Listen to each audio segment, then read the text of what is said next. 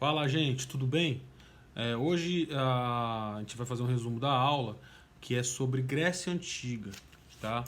A Grécia Antiga, ela foi um período, digamos, longo da história aí e importante porque ela é a partir da Grécia Antiga que se constitui a civilização ocidental, certo? Vários aspectos que foram criados ali até hoje são utilizados, obviamente, com várias mudanças e adaptações aos novos tempos, né? E a Grécia, por sua vez, em muitos aspectos se inspirou no Egito, né, na civilização egípcia, que por sua vez se inspirou nas civilizações da Mesopotâmia, nas artes e até mesmo na constituição das cidades-estados que a gente vai falar agora. Então é importante lembrar aqui, gente, a Grécia antiga, ela tem divisão, ela é dividida em 4 períodos grandes.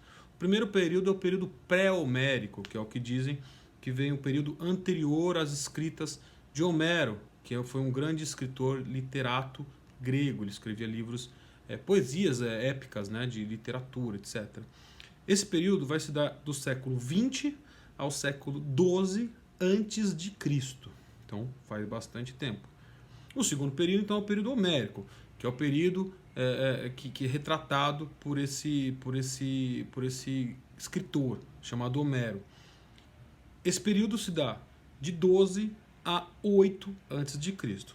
Posteriormente, vem o período arcaico, que vai de 8 a 6 antes de Cristo, e o período clássico, que é o principal, digamos aí, que a gente mais vai falar sobre, que é o período entre o século V e o século IV antes de Cristo. Antes de mais nada, é importante a gente entender, saber onde fica essa maldita, digamos assim, Grécia Antiga, qual a localização dela. Bom, ela vai estar digamos, no sudeste europeu, tá? Bem localizada no mar Mediterrâneo, e serão 4 grandes espaços que essa Grécia Antiga vai estar. O primeiro dele, e o principal, é a Grécia continental. O segundo, que também não é menos importante, é a Grécia peninsular. A Grécia peninsular tem em destaque para o Peloponeso e para a Ática, nas regiões do Peloponeso e as regiões a região da Ática. O outro seriam a Grécia insular, que são as ilhas gregas, né, onde faz parte Creta. Creta que vai ter a civilização anterior à constituição da Grécia, que é a civilização micênica, né, onde vai ter o mito do Minotauro, por exemplo, e os labirintos do Minotauro, por causa de um rei que comandou esse lugar, que chamava-se o rei Minos, né, dentro do palácio chamado Palácio de Knossos. Esse Palácio de Knossos, ele era enorme e tinha tantos caminhos que dizem que ali era um labirinto. Então por isso é o labirinto do Minotauro. Mas enfim, são outras coisas. São civilizações anteriores à civilização grega, que deu origem à civilização grega. E por último, as colônias gregas, porque a Grécia foi um império. Então o império ele conquista, né, outras terras. As colônias gregas, elas estarão localizadas na Ásia Menor, onde tem, como vou dizer, perto da Turquia, digamos assim, o norte da África, sobretudo onde hoje é o Egito, onde já era o Egito na época, na Península Ibérica, regiões da Espanha, né, e a Magna Grécia. A Magna Grécia pegava sobretudo a região sul da Itália e outras partes próximas, digamos assim.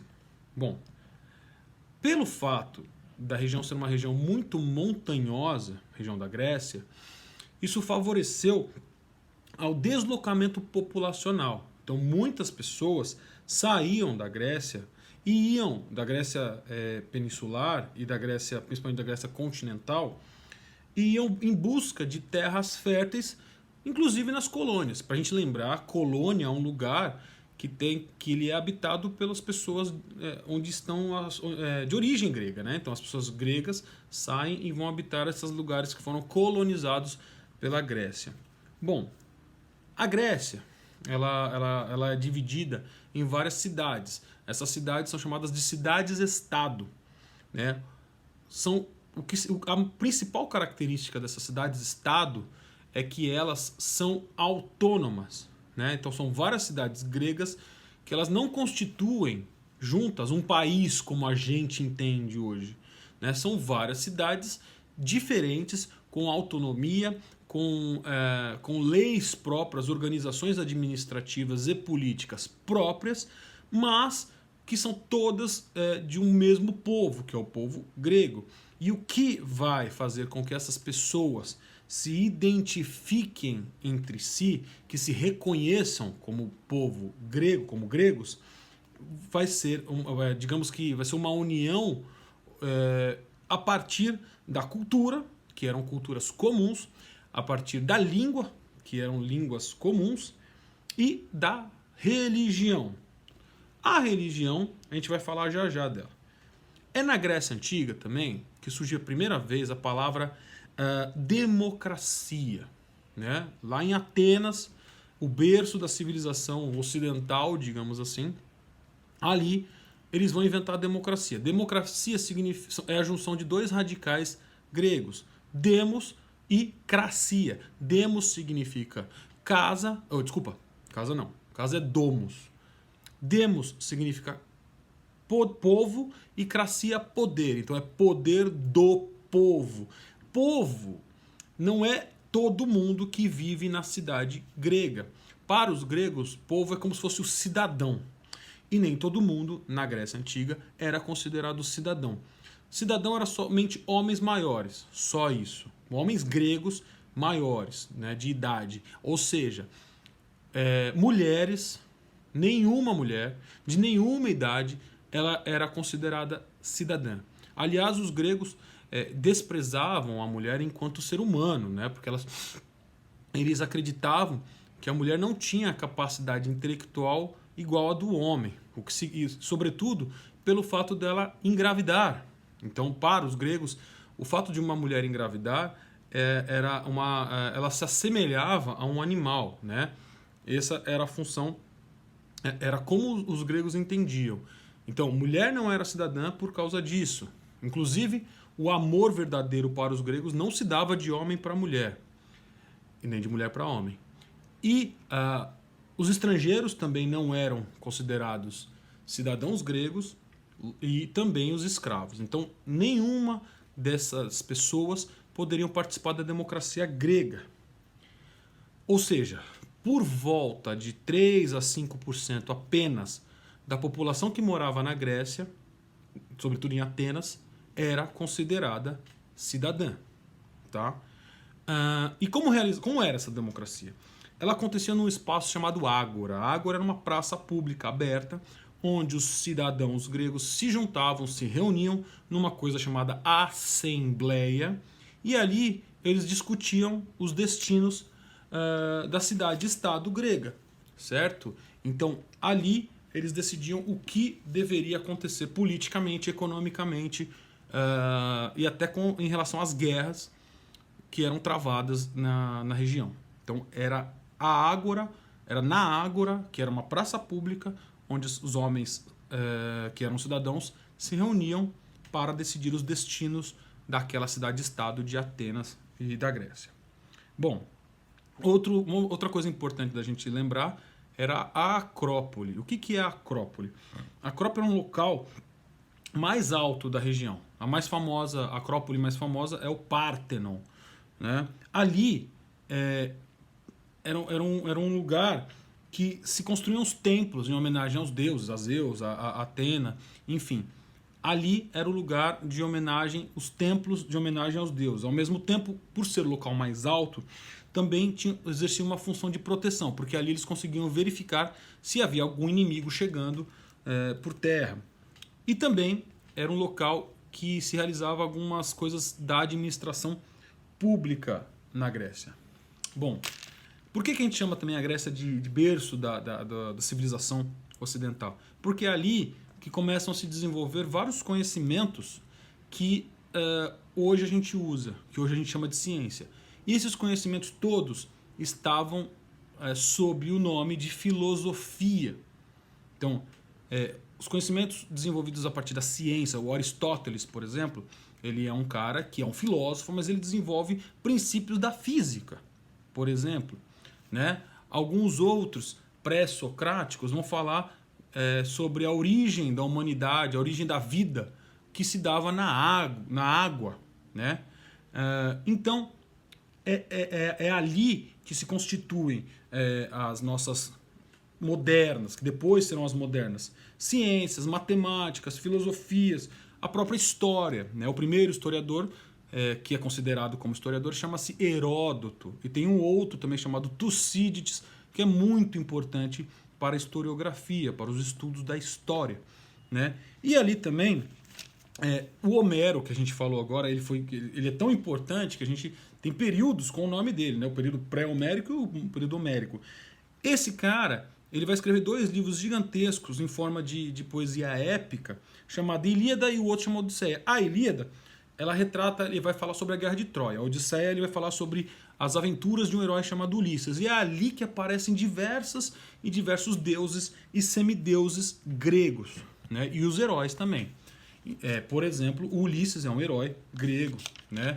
O outro que aparece ali é o Aquiles. Ou seja, os gregos eram politeístas. O que significa politeístas?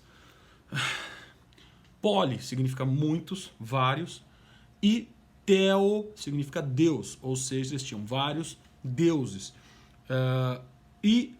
Esses deuses, eles tinham forma e comportamento, emoção, pensamento humanos.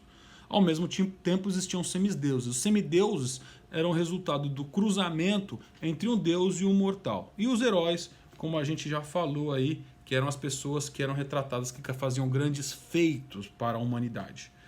Bom, na arquitetura, eles também são famosos por construírem diversas coisas. O teatro grego, por exemplo, que era o teatro de arena, que era aquele negócio que tem um palco no meio e umas arquibancadas ao lado, que hoje é como se fossem estádios de futebol, né? Tem o palco no meio e as arquibancadas mais altas, e dali eles realizavam as peças teatrais gregas, né? Sófocles foi um grande teatrólogo grego, né? Enfim. E ali eles encenavam as tragédias e as comédias, ou seja, é ali que nasce a comédia e a tragédia que a gente hoje vê nos filmes, por exemplo, né? Ou até quem gosta de novela vai ter ali os princípios da Grécia. Bom, além do teatro, nas artes, a Grécia Antiga é muito importante. Ela cria poesia, ela vai... As músicas, como a gente conhece hoje, as notas musicais, elas nascem a partir dos gregos. Dó, ré, mi, fá, sol, lá, si. São coisas determinadas por esses gregos, né? E também as artes plásticas, nas pinturas e nas esculturas. A parte de artística grega é tão importante que depois, lá por volta do final do século XV, vai nascer um movimento, desde o século XIV, século XV, vai nascer um movimento artístico famosíssimo, cuja maior figura desse movimento é o Leonardo da Vinci, ou também o Michelangelo, né? Leonardo da Vinci fez a Mona Lisa. Eles vão se inspirar justamente na cultura grega clássica para poder criar as suas obras artísticas. Por isso se chama Renascimento, porque é o renascer da cultura grega, certo? Bom, o que mais? As Olimpíadas, que foram também inventadas na Grécia Antiga. A cada 4 anos se realizavam os Jogos Olímpicos, e esses jogos eram em louvor ao principal deus do panteão grego. Panteão, para quem não sabe, é o lugar onde estão concentrados todos os deuses. Então, o principal deus do panteão grego seria então Zeus, e os Jogos Olímpicos eram sobretudo jogos para homenagearem os deuses, e principalmente o Zeus, o deus Zeus. Ele se realizava numa cidade chamada Olímpia, justamente por isso o nome Olimpíadas, os deuses do Olimpo, que era esse panteão. Beleza? É isso, a Grécia Antiga, e até mais.